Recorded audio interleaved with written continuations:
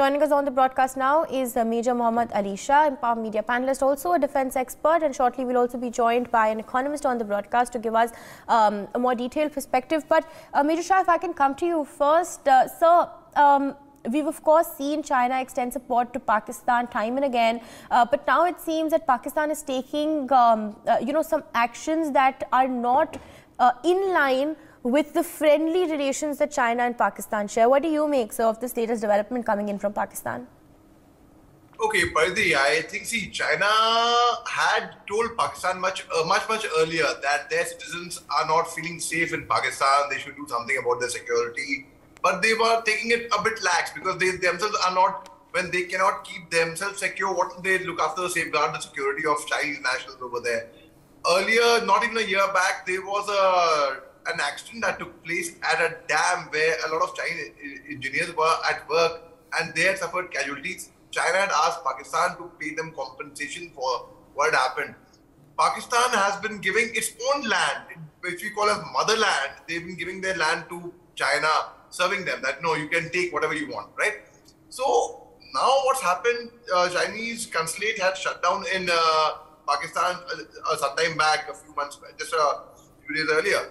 And now such a thing that the Karachi police says that they are closing down a lot of business by Chinese nationals in Pakistan for their security and such thing. But now will that affect the relationship between China and Pakistan is the golden question. I have a few analyses on this. I'll tell you from different angles. Now, the very fact is China and Pakistan's relationship, their friendship, has actually been based on the CPEC, China-Pakistan Economic Corridor. There is no other reason for their friendship. There is just no other reason. Unlike, for example, our relationship with Bhutan or with Nepal or with Sri Lanka, it is heartfelt. We as Indians, or with Russia, we make friends because we want to, for our motive is nothing but pure friendship. We don't have any ulterior aims. Now, Pakistan and China, they have ulterior motive, how they benefit from it. Now, I will tell you, I'll give you another example for everyone to understand. My connection with the NewsX is very, very strong. I think most of your anchors are my friends. We have a lot in common. We all are very, very passionate about speaking and about analysis and about current affairs, about a lot of things. So we connect well. Similarly, Pakistan and China, for everyone to connect, to become friends, you need something in common. And I still feel Pakistan and China have a common ground apart from CPEC. They have a lot more in common as well. So will it affect the relationship between Pakistan and China? I don't see it. Honestly speaking, ideally in all situations, it should affect the relationship. Had been some other nation, it would have affected the relationship. But here, it will not affect. I will tell you why. Because they have a very, very common ground. And what is that common ground apart from CPEC? That common ground is, I'm sure a lot of audience would be guessing what I'm going to be saying. What is that common ground? That common ground is both the nations have that common thing of being shameless. They're completely shameless. That's one common ground.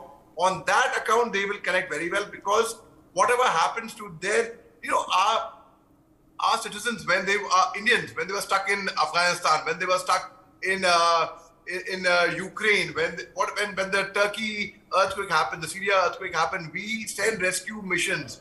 We are doing our best irrespective of what people want to call side or whatever. We are doing our best to get back our stranded citizens from Sudan. We did our best. We did that.